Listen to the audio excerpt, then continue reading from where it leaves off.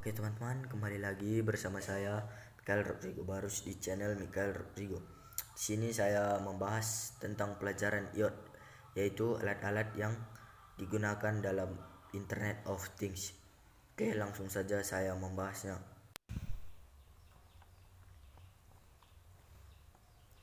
Oke, yang pertama itu adalah microcontroller. Apa itu microcontroller? Microcontroller adalah sebuah komputer kecil yang dikemas dalam bentuk chip IC atau integrated circuit dan dirancang untuk melakukan tugas atau operasi tertentu. Pada dasarnya, sebuah IC microcontroller terdiri dari suatu atau lebih inti prosesor atau CPU, memori, RAM, dan ROM, serta perangkat input dan output yang digunakan dapat diprogram. Dalam pengaplikasiannya, pengendali mikro yang dalam bahasa Inggris disebut adalah microcontroller ini digunakan dalam produk ataupun perangkat yang dikendalikan secara otomatis, seperti sistem kontrol mesin mobil, perangkat medis, pengendali jarak jauh, mesin, peralatan listrik, mainan, dan perangkat-perangkat yang menggunakan sistem tertanam lainnya. Penggunaan microcontroller ini semakin populer karena kemampuannya yang dapat mengurangi ukuran dan biaya pada suatu produk atau desain apabila dibandingkan dengan desain yang dibangun dengan menggunakan mikroprosesor dengan memori dari perangkat input dan output secara terpisah. Nah, yang kedua adalah bagian-bagian dari microcontroller. Yang pertama itu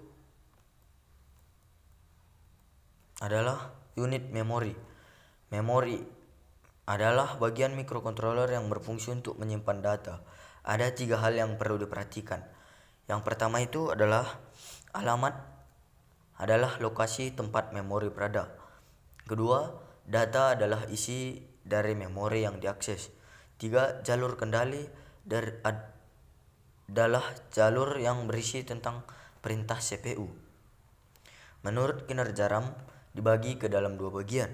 1, RAM statis adalah RAM yang sifatnya tetap tidak perlu direfresh, biasanya sudah bawaan dari pabrik.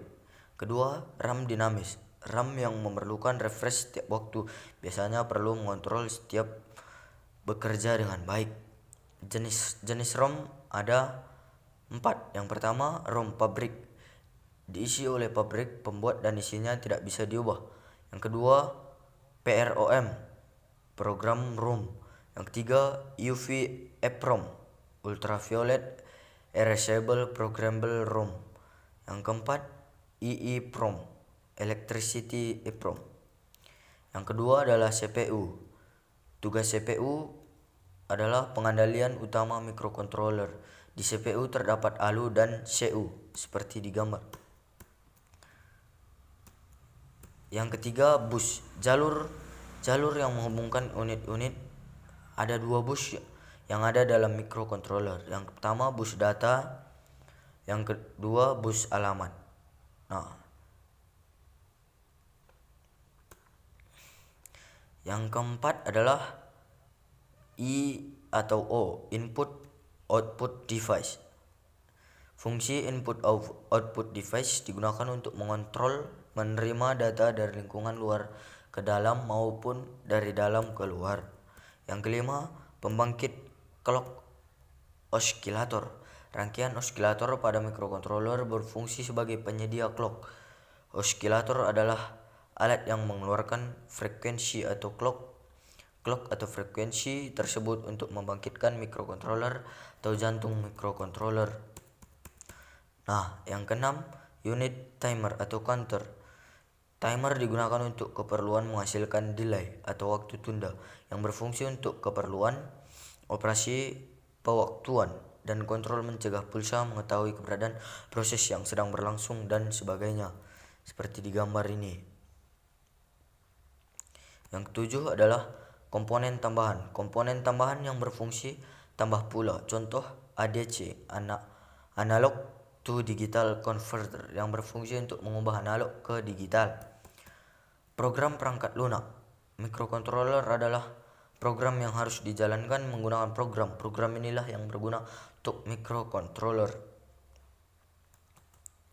Nah, yang ketiga itu kelebihan dari microcontroller. Kelebihan dari microcontroller itu ada 5. Yang pertama, penggerak pada microcontroller menggunakan bahasa pemrograman assembly dengan berpatokan pada kaidah digital dasar, sehingga pengoperasian sistem menjadi sangat mudah dikerjakan sesuai dengan logika sistem. Bahasa assembly ini mudah dimengerti karena menggunakan bahasa assembly aplikasi di mana parameter input dan output langsung bisa diakses tanpa menggunakan banyak perintah.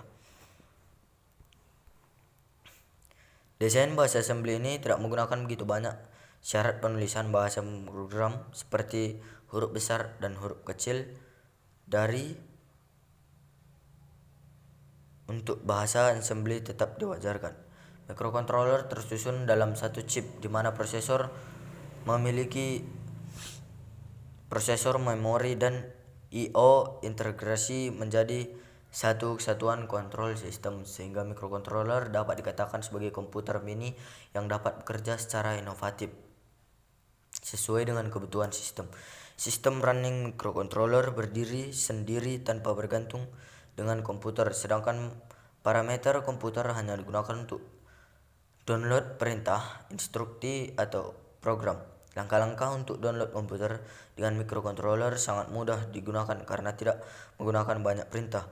Yang keempat, pada microcontroller tersedia fasilitas tambahan untuk pengembangan memori dan input-output device yang disesuaikan dengan kebutuhan sistem.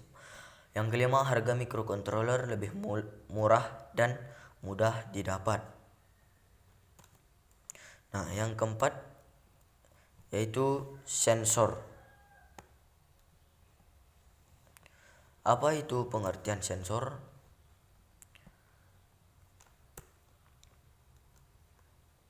Pengertian sensor adalah perangkat yang digunakan untuk mendeteksi perubahan besaran fisik seperti tekanan, gaya, besaran listrik, cahaya, gerakan, kelembapan, suhu, kecepatan, dan fenomena-fenomena lingkungan lainnya. Setelah mengamati terjadinya perubahan, input yang terdeteksi tersebut akan dikonversi menjadi output yang dapat dimengerti oleh manusia, baik melalui perangkat sensor itu sendiri ataupun ditransmisikan secara elektronik melalui jaringan untuk ditampilkan atau diolah menjadi informasi yang bermanfaat bagi penggunanya. Sensor pada dasarnya dapat digolong sebagai transducer input karena dapat mengubah energi fisik seperti cahaya, tekanan, gerakan, suhu, atau energi fisik lainnya menjadi sinyal listrik ataupun resistansi, atau yang kemudian dikonversikan lagi ke tegangan atau sinyal listrik. Selanjutnya, macam-macam sensor. Yang pertama itu adalah sensor akselerometer. Sensor akselerometer adalah sensor yang mendeteksi perubahan posisi kecepatan, orientasi, goncangan, getaran, dan kemiringan dengan gerakan indera.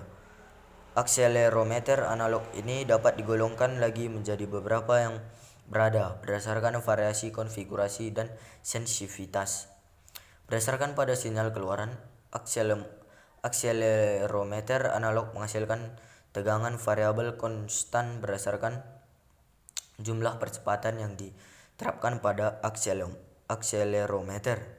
Selain akselerometer analog, akselerometer ini juga digital. Yang kedua, sensor cahaya atau light sensor. Sensor cahaya atau light sensor adalah sensor analog yang digunakan untuk mendeteksi jumlah cahaya yang mengenai sensor tersebut. Sensor cahaya analog ini dapat diklarifikasi lagi menjadi beberapa jenis seperti fotoresistor, cadmium sulfide atau CDS, dan photocell. Light dependent resistor atau LDR dapat digunakan sebagai sensor cahaya analog yang dapat digunakan untuk menghidupkan dan mematikan beban secara otomatis berdasarkan intensitas cahaya yang diterimanya. Yang ketiga, sensor suara atau sound sensor. Sensor suara adalah sensor analog yang digunakan untuk merasakan tingkat suara. Sensor suara analog ini menerjemahkan amplitudo volume akustik suara menjadi tegangan listrik untuk merasakan tingkat suara. Proses ini memerlukan beberapa sirkuit dan menggunakan microcontroller bersama dengan mikrofon untuk menghasilkan sinyal output analog. Nah, selanjutnya sensor tekanan atau pressure sensor. Sensor tekanan atau pressure sensor adalah sensor yang digunakan untuk mengukur jumlah tekanan yang diterapkan pada sebuah sensor. Sensor tekanan menghasilkan sinyal keluaran analog yang sebanding dengan jumlah tekanan yang diberikan. Sensor piezoelektrik adalah salah satu jenis sensor tekanan yang dapat menghasilkan sinyal tegangan keluaran yang sebanding dengan tekanan yang diterapkan padanya. Selanjutnya, sensor suhu atau temperatur sensor. Sensor suhu atau temperatur sensor adalah sensor tersedia secara luas baik dalam bentuk sensor digital maupun analog.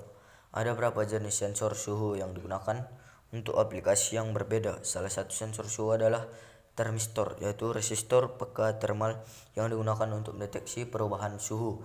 Apabila suhu meningkat, resistansi listrik dari termistor akan meningkat juga. Sebaliknya, jika suhu menurun, maka resistansi juga akan menurun. Selanjutnya, sensor ultrasonik. Ultrasonik sensor. Sensor ultrasonik adalah jenis sensor non-kontak yang dapat digunakan untuk mengukur jarak serta kecepatan suatu benda. Sensor ultrasonik bekerja berdasarkan sifat-sifat gelombang suara dengan frekuensi lebih besar daripada rentang suara manusia.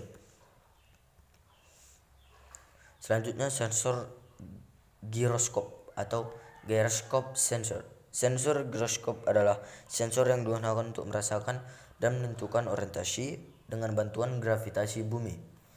Perbedaan utama antara sensor akselerometer dan giroskop adalah bahwa giroskop dapat merasakan rotasi di mana akselerometer tidak bisa.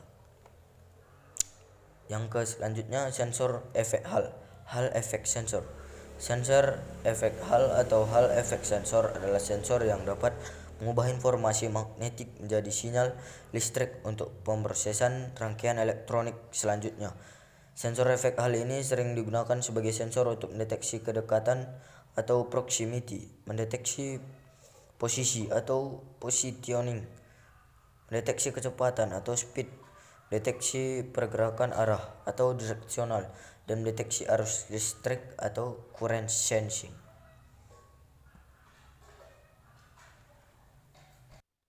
Oke teman-teman, cukup sekian dari saya. Semoga bisa membantu teman-teman.